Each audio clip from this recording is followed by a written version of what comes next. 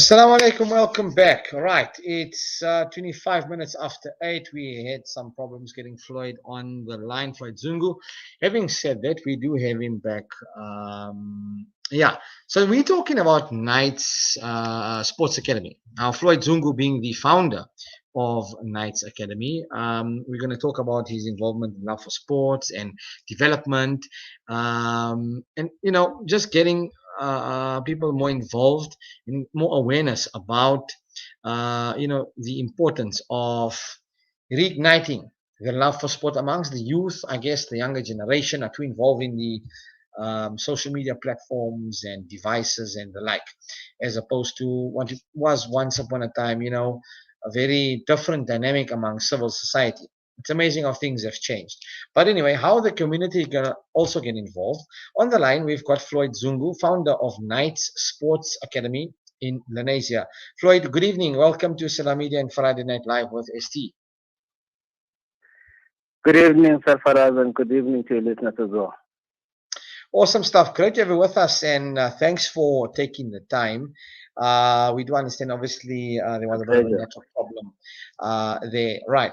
Now, Floyd, first things first. I mean, were you always actively involved in sports back in your high school and younger days? How did this Knights Academy just begin? I want to go a few steps back. Who is Floyd Zungu, and what involvement with sports did you have, and what do you currently have? Awesome stuff, man. Okay, Floyd Zungu is just a normal guy from grew up actually in Lenasia. When we're looking at my sports background, yes, I played sports in my primary school days. I was at Zoda Primary School. There, I used to play for the school in all the divisions up until I went to high school. Then in my high school years, in high school, I actually went to Langlaagte, where I played both soccer and cricket for the school. So Okay. sports is a passion for me. Yeah, sports is my first love. And Yes, I yes. also had a few stints as well with Torino. I had a few stints with Bellevue as well here in Okay. Lenasia. So sports is my kind of thing. And then thereafter, I actually worked for Department of Sports, All right. where I was placed in Gravy Primary School for 4 years. Like I said, sports is my passion. I was Yes. doing something that I love, and Right. just to see young people being groomed into Mm. something significant, and To that's in grow. a nutshell that is Floyd. Awesome. Now, the involvement in the formation of the Night Sports Academy, right? Um, Hmm. and just ironically so, I was on the bike talk segment, speaking to Hein Yonka about the Motorcycle Safety Institute and their riding academies. We're seeing a lot of sports academies coming along. We've got now also super sports, soccer schools, etc. Knights Sports Hmm. Academy in particular. What exactly is Knight Sports Academy's vision and your objective, firstly? Hmm. Awesome stuff. We actually work with a team of experienced coaches. First and foremost, the guys have the love for sports. They have the passion of grooming young athletes. Hmm. Like you mentioned, there are a lot of academies out there. There's super sports, and there's a whole lot of academies. And with Yeah. some as well, we also work hand in hand. Not hand in hand rather, but we just we meet here and All there. right. But mostly our objective is to ensure that we just don't groom these young people. We develop and manage them as well, and also identify opportunities for them Mm. so that they can become better sports people in the future. Yeah. It's very interesting to see, obviously, creating a better future and a better community. Now, how long have you been running, and how long has this Knights Academy been in existence for? And what's the feedback like from the community here? We have been in existence since 2013, and Okay. when we started out, we actually started with soccer as well as cricket only. With those were the two sporting codes that we had. And then as the years went by, we actually grew. Our main focus is actually just to deal with sport in its entirety. So currently we having soccer, cricket, volleyball, netball, and we also worked with a couple of guys who are introducing rugby in Lenasia as well. So we Oh, basically just want to cater okay. for each and every sporting coach that is, yeah. And I must say that the involvement of the community has been great. It has been great because our youngsters actually were registered in the Soweto Academy League. I think it is important to highlight that that Academy League we used to play against the best juniors, and so forth and so forth. So Hmm. it also just brought for these guys that are coming from a different background, it just gave them a sense of feel. How does it feel to be like in a semi-pro type of thing, and how do you carry yourself as a footballer and stuff like that. So it was a great, actually, we had a massive support from the community. Yeah, but it is also important also to note that, so with this COVID, yes, things just died a bit, but Hmm. then, yeah, we're back on our feet again, yeah. In terms of age groups, what are the age groups you catering for, beginning from and up until? The age groups that we dealing with, we starting from the as early as 11, even though that it is late according to us, because with sports it's different. And The each younger you sporting get, the code better. would obviously be different, right? So how would it work with each sporting code that your academy offers? Yes. So what we do is we actually have five divisions. We start from under 11, then it's gonna be under Okay. 13, then it's a 15th, 17th, and then it's a senior, right? So Right. obviously, let's say maybe an athlete is let's take soccer for example. The athlete Mm. is playing for the under 17. So Yes. next year, the following year, when he turns 18, he can no longer play for the juniors for under 17, but he's going to be promoted into a senior team. But in the senior team, we have what you call an A and a B side. We'll see if he's fit enough to play in the A side or if we need to actually start him off in the B side, which is also competitive as well. So that's how it actually Right. goes. We have five divisions, and then we are actually looking into going a division lower. But that will also require much more resources, much more coaches, because we need as many coaches as we can. Like you said, we want. Yes, we love to have people that are passionate and stuff like that, but we also want people that are also experienced, so that whatever that they give to the learners is something that is valuable. You understand? We want to impart Yeah. valuable lessons and valuable coaching skills to these athletes. Now, what drives your unique team of coaches? What's a motivation for you guys when it comes to being, professionals in your field, coaching and looking at these youngsters and trying to push them to their utmost that they can reach? What's a motivating factor? What gets you going when you see these youth, training and getting them through the academics and getting through the relevant channels to grow? What gets you Mm. motivated? Oof. What gets us motivated is for me personally, like I think it differs from each and every individual, but what I can say, most of the coaches, first is the passion, and also just to see these athletes, performing at the highest level. If we, for example, in many years, I think few years back, we at the school level we had this girl. Sorry, her name is Spunile Kulati. I don't think there was any other girl that could run as fast as her. When she competed everywhere, she competed. She could actually beat basically everyone. But now, for me, that was the passion. Just to see them excel, just to see them, do far much better. The thing is, that's why also this academy was Yeah. also established, because sometimes we end up losing these kids in the system. When I say losing them in the system, I say, they're so good, they're so talented and everything, but then you don't have structures, proper structures to groom them and to also just to provide the next step for them. So for me, the passion is number one. Just to see them excel in everything that they do, just to see them, performing at the highest level, and also just to see them enjoying themselves.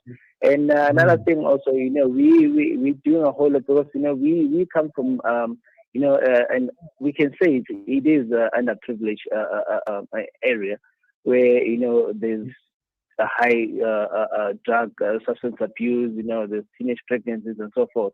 So it's seeing these people, seeing our athletes, being engaged in something that actually can help them tomorrow, to build towards something. It's really, for me, it's rewarding. Now, when it comes to the point about the involvement from government and lack of infrastructure, we notice a lot of private institutes, corporates, donations, some individuals to put up infrastructures, be it grounds, stadiums, facilities, whatever. What do you think is needed in this vicinity here and around in the south of Johannesburg area that you've noticed that we are lacking a shortage of in terms of the facilities and amenities for the sports, and how can we attract more attention from be it government or be it civil society itself to expand in your vision and in your mindset a better upbringing for our youth? Oh, okay. For me, sure, it's actually broad. Um, Firstly, it starts with the schools. I know, with the schools, remember, we had PE in the schools where learners could actually Yes. go outside and just play sports during that Yeah. period. I played PE when I was still in school. But now it has been substituted with what you call life orientation, where now learners are taught orally about sports. And you see, it actually lacks involvement now from and participation as well from the young guys, and also you unable to develop them in a rightful manner because of, you're losing them because now you're teaching them orally. So I think it starts with the school. If the government can go back now and say, listen, just to reprioritize physical education in school. Because remember, the physical, they need to, first and foremost, they need to burn this energy that they have. And also they need to start now, train and excel in whatever that they're good at.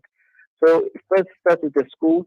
And then after the school, then we have what we should also have is, the centers. If you're looking at different areas, let's take Randburg for example. Yeah. They have sports facilities, top-notch sports facilities, where the after-school care programs, where there's soccer clinics and stuff like that, and then it's being coached by sometimes even ex-pros. But when we come to our side, we don't have that from, the government has done nothing actually to ensure that we actually have that.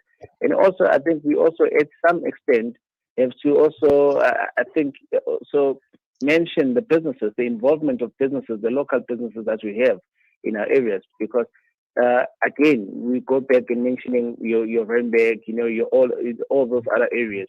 You'll find maybe a sports center was sponsored by Mercedes-Benz or BMW or whatever. But in our areas, you won't see such. Only the grounds that we have are the ones that are built by municipalities. That's, and secondly, the Department of Sports needs to ensure that it works hand in hand with the LFAs and the associations, sports associations around, in terms of to give back, the good coaching qualifications to the coaches. Correct. Because I believe, yes, sorry, as far as I lost it, Okay, Floyd, your line broke up terribly there. I didn't get that last part there. you You were said, saying? okay, can you hear me now? Can you hear me now? Yeah, I can. Yeah. Okay, sorry about that, man. I'm saying it's also imperative, to have the Department of Sports to link up with the association, with the local association, to give qualification to the coaches, and then they should come to the LFAs and then the associations around and come and actually teach the coaches so that the coaches can Mm. go back now and actually teach the right skill and the right thing to these learners and also how to manage these athletes. So I think Right. it's a broader thing, but Yeah. we need In a as broader an scheme of things. Yes. yes, yes. We need the involvement of business. We need the involvement of Department of Sports. We need the involvement of Department of Education as well. Interesting. Now, how do you get more of the community involved? I mean, you've said you've started off in 2013, grown to where you are right now. Um, Team is motivated, as I clearly can gauge. How to get the community more involved now, as you're saying? Obviously, it's more about enjoyment. You've got to start off schools, Yeah. centers, facilities, infrastructure, sponsorships is a big thing, investments, etc. Mhm. When it comes to getting the children in the community involved, parents and families and the like, what would your appeal be and your message be to the communities, not only one community, but communities around, and for the viewers and listeners around Johannesburg, the country, the globe, wherever they're at, what would your message be to them to get more involved and more actively involved? Look, so far it actually begins with passion because you cannot try and actually force or force people or force people or people to volunteer in a certain thing that they don't believe in. Firstly, Correct. they're gonna have to be passionate about it. They're gonna have to Mm. have to be passionate about seeing developing the youth actually. And secondly, Yes. I think it also extends to the LFAs as well and the associations as well that we need to practice transparency because what happens is sometimes Yeah. let me just sometimes we find maybe a particular sport club or an association has been donated or has been sponsored by maybe in terms of funds and stuff like that, and then you find the management is mismanaging the funds and doesn't go to where it needs to go to. That becomes demotivating to the youth. It becomes demotivating to the public, and then that's why people also lack distance because now it becomes a self-benefit thing. It becomes I need to benefit. But if we now take the, whatever that we have and put it into right channels and have this transparency, I think, people will come back and say, listen, this I want to involve myself with. I will actually like to work with this type of group because Mm. they can see everything is transparent and they can also Yes. see the Yes. progress Yes. of, progress of the youth and progress of the athletes and everything. Correct. I think, yeah, for me, that's a major thing. Transparency and also, passionate because really you do not want to end up with people who are going to actually lead you into different directions. No, of course, and I share the same sentiment on that point there. Now, Floyd, before I do let you go, we are ushering towards the final segment now. When it comes to applications and for people and want to get their kids involved in your academy, pricing structure, and your details, if you can share that with the viewers and listeners, please. Yeah, awesome stuff. If people would like to get involved in terms of maybe I don't know coaching or volunteer, they can contact me or my other directors. I'm going to give the numbers. They can All contact right. us on 067 233 2706, Okay. and they can also find us on Twitter. Twitter is BK Sports. Is at BK Sports. Sorry, at BK Sports. And we also on Facebook under the Night Sports Academy. Right, and that's Knights with a K. Right, Knights Yeah, Sports that's Night with the uh, K. Academy. Yeah. All right, so have you been knighted, And Sir Floyd Zungu? and also sorry, Safar. And also, I think it's critical to mention. Sorry, Safar, no, to cut you. I Yes. think it's also critical to mention. With us, we've been actually privileged because now we made applications. I think it's important for associations and Mm. LFAs, to knock on Yes. doors Yes. to have sponsorship opportunities and stuff. And it's vitally important for us to actually to mention that we knocked on the doors of the LSC. which is the National Right. Lottery Commission, and then we have received funding from them. Actually, they've approved us for funding. So yeah, I think it's worth mentioning that we thank those opportunities, and we thank them also for providing such for us. No, awesome stuff, and big up to the people who obviously contribute and see the same vision. And yeah, well, we're wishing you and the team everything of the best, and for your academy. But before I let you go, one last question. You see academies around the continent, around the globe, and you ask yourself that, okay, we have the facilities right here on our doorstep, be it Soccer Yeah, City Stadium, be it whatever facility it may be, okay, around the country, right? Um, where do you see our level of, skill, intellect, and strength, agility when it comes to sportsmen in South Africa and in the uh, sports academy structures, right, as opposed to the others? Where would you rank us, and what do you think is still required for us to reach that higher level? To get to the level where more of our South yeah, African sportsmen, be it soccer players, cricketers, volleyball yeah, players, tennis stars, whatever it may be, golfers and like, yeah, where do you yeah, see us ranked currently, and what do you think is required more for us to attain at level, maybe in golf, to be a PGA tour level candidate, to yeah, be a, yeah, well, we've seen a Percy Tau, right, at Brighton and Hove. He's been yeah, through the ranks. yeah, yeah, We had once upon a time the School of Excellence Academy, where Stephen yeah, Pina, he was obviously a yeah, product of the School of Excellence and made his way into Everton.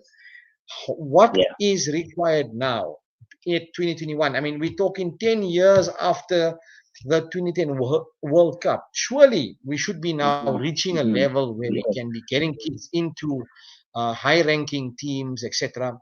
What what do you see, and what is your view on that point?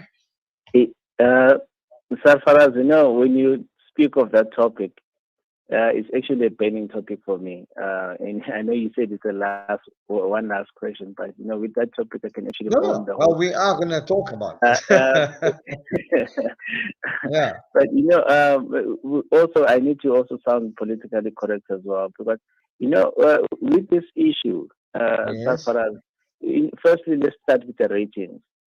My Okay. opinion, my honest opinion, I think with the ratings, I think we can give us we are actually substandard for now. Let me be honest. Mm. I'll give us maybe even a 5. You know, uh, the reason for that, Safaras, is number one, we haven't had proper development in this country.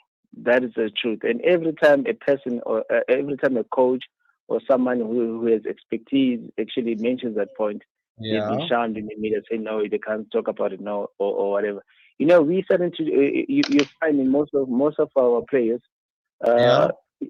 you find that most of our players in a professional level, in maybe in a soccer club, whatever, like your Pirates and Chiefs and whatever, they're starting to get Mm. into professional playing when they in their 20s already. When you compare to countries like your Finland, your England, or whatever, Right. where players are introduced at that professional level at the age of 17. So if they introduce at that level, it means this person Mm. must have been actually developed far younger. They start development very, very early. I mean, there's something that should be done by SAFA and all those other associations. I'll give you also an example what I'm talking about. Should Okay. if you Now, look at your Barcelona's and stuff. Sorry. right. Yeah, I'm saying Right. if can you hear me, Safaras? Can you hear me? You're mentioning the involvement of organizations like that. Yeah. Yeah. Now I'm Yes. saying you are talking about the involvement of organizations like SAFA, etc. Right.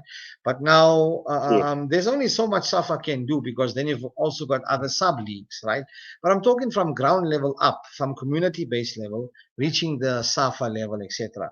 Where do you think? I mean, once upon a time, post apartheid, we were doing fantastic in the world of football. We've had tennis stars, we've had Mm-hmm. cricket doing fantastic, won the Rugby World Cup. We're failing at football. What is happening? Where are we going wrong here, in your opinion? It's simple. It's development. There's nothing else. It's just a purely development. When I say suffer, right? I mean, suffer needs to Mm. ensure that Yeah. number one, all these professional teams Right. are giving back. Are giving back to the LFAs. Ensuring that maybe we also have a professional. Let me not say professional, but a proper Right. structured league. Maybe from the age of six. From the age of six. We shouldn't start off Okay. athletes from the age of 13. It's late already because they lose in critical, development areas. There are certain areas where they'll be lacking. But if you should start at that level at age six, and it should be properly organized through channels like SAFA, because remember, they bring in the funds, they bring in the money, they're ensuring that everything actually runs smooth. That's why we also it's Correct. very important that we have to include them. Yes, we are where we are right now because of that. If you listened to the Hugo Bruce, the current coach of Bafana Bafana, he mentioned the same thing that the players are lacking. The basic skills. Of playing football. Something that should have been taught at a very very lower level, and it's something that cannot be taught at this highest level. There, you're talking about football intelligence and stuff like that. So when I'm mentioning these bodies, Safaras, they should actually ensure that the LFAs are properly funded. Not even funded. Let me not say funded, but let me say well resourced. When I say well resourced, they ensure that all the transport are there is available for the clubs, to go to and fro, play home and away. They should ensure that coaches are getting proper skills. Not this thing of charging the coaches maybe your 10 or 15,000 rand. They should be doing this thing for free. So to ensure that the coaches go back there in a lower level and actually keep back the skill and ensure that we get proper people, we get proper youth that are properly developed to play in a professional level. So I Right. believe that it's an involvement that needs your properly all those bodies, your surfers and all those professional bodies to go back to the ground and say, listen, guys, they need to ensure that all these LFAs, all these associations are well resourced. Now, I want to talk about something very controversial here, just in a nutshell. And then obviously, Yes. which draws us to the conclusion of obviously our segment and the program. Um, Bafana obviously they've popped Zimbabwe 1-0 on Thursday to move 3 points clear ahead of the top of the Which Group is G now awesome. for the Yeah. World Cup qualifiers, right? Yeah. Uh, Yeah. Yeah. Hugo Bruce and his squad have obviously been cautioned by the Zimbabwean head coach, right, Norman Mapeza. Now, something very controversial Yeah. I find is that within, well, similarly to how we got cabinet in politics and issuing of Yeah. tenders, it's all about who you know. Would you say within the selection of the national team, it's also similarly a same concept as opposed to people who have the skills are benched and only those who are maybe, let's say, Alvin Koza's nephew or be it whoever's cousin is, Mm, selected for mm, the squad. Yet you got somebody benched mm, on the mm. team sitting there and he's like, okay, man, I'm supposed to be punting goals here. And this dude, because he's the cousin of so and so, is. Do you see that same trait within our own Bafana squad and Safa as an organization? Um, to be quite honest with you, this is my opinion. Yeah, I I think want it's your personal tougher level. opinion. Yes, yeah, 100%. I think personally that used to happen, and I can say this now without any shadow of doubt that I honestly do support Hugo Bruce's vision because the minute he was appointed as the head coach of Bafana, he said straight that he's looking to players that can carry Bafana beyond 2022. That's what we should be looking at. We should be looking at players that we know that we can trust beyond 2022. Players that are young and still hungry to play for the country. We cannot just play players because of his well-known Kokaeka, for this team and that team and that team. And what I like about his stance as well, that he is actually not being bullied around. Yes, teams have tried to bully him to say, listen, why isn't so and so in the team? Why isn't so and so in the team? But he has his own vision, and he actually sticks by it. And then to ensure that he gives players that how can that have merit to actually to wear that the Bafana jersey. Obviously, it's something that I strongly commend from him. Well, we wish the team the very best. I mean, obviously, Hugo Bruce has made some changes, and we've seen them, try and, Yeah. get to where they are. It hasn't been easy. We do hope that, obviously, our team does make it to Qatar 2022. I don't know if you're going to be there, but I'm hoping to get myself there. Maybe Knights I mean, Sports Academy is going to sponsor me a um, all uh, uh, all the way, for ticket, man. I want hall pass, I want backstage pass, man. This could be the last World Cup for Cristiano Ronaldo and Lionel Messi. I mean, come on, there's so much at stake here. Yeah. Well, anyway, yeah. let's see if you are the knight in shining armor. But having said that, man, Floyd Zungu, it's been great chatting with you, man. It's been it's such, it's so much of passion that I can feel coming from you and giving back to the community. I wish you and your team all the best, man. And, people are like, in smaller towns. I mean, you look at, for example, players that come from like, rural villages, man, where they'd been Toyando, be it somewhere in some Kunu, some little Mm-hmm. village, and you're seeing them making a national squad, and like, man, who's this kid? And that's who's firing. He's on form. Yeah. I mean, there's a Mm, striker from mm, Maritzburg mm. United, the youngster, who's, I mean, you got European teams after him. You got like, I mean, the likes of, the European You clubs see wanting his abilities. signature, but he's Mm, still at mm. Maritzburg United, and we do know Maritzburg United being funded by obviously now the new sponsors.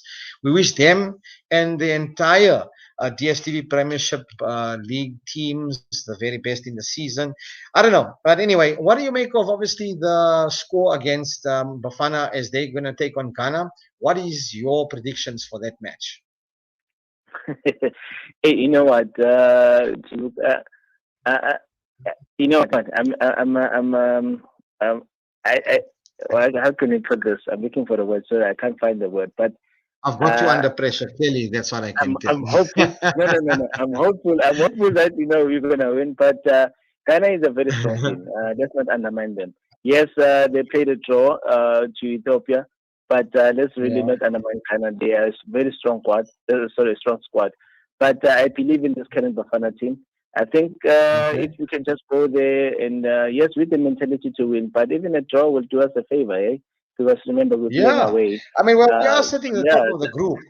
So, yes, yeah. yes, yeah, yeah. So I'm hopeful for a win. I'm hopeful for a win, but even a draw is for me is still gonna be awesome from our side. Yeah. Awesome stuff. Floyd Zungu, I appreciate your time tonight on Friday Night Live with me, ST. And for the community who want to get in touch and in tune with you, what's your socials? As you mentioned, it's at Night Sports Academy on Facebook. Yeah, and they can get in touch with you. Floyd Zungu, obviously, one of the people who are the founders of obviously the Night Sports Academy right in the south of Josie. But anyway, Sir Floyd, as I call you, I salute you, my man. You have an awesome evening, a great weekend, and yeah, at Lawona on the other end of this, my man, you have an awesome one. Take care. Thanks for your time. Thank you so much. Thank you so much, Sir Faraz. We actually, I also enjoyed being here, and thanks for the opportunity, and thanks to all your listeners as well. Amen. And yeah, Amen. you enjoy the rest of your weekend as well. Awesome stuff, man. Oh well, we definitely will. Anyway, that's Floyd Zungu on the line there, founder of the Knights Sports Academy here in the south of Johannesburg, a town called Lenasia. We spoke about how community involvement plays a big role with regards to the upliftment and upkeep of football academies, sports academies, be it cricket, volleyball, whatever it may be, and how best to get in tune and involved in this and the like.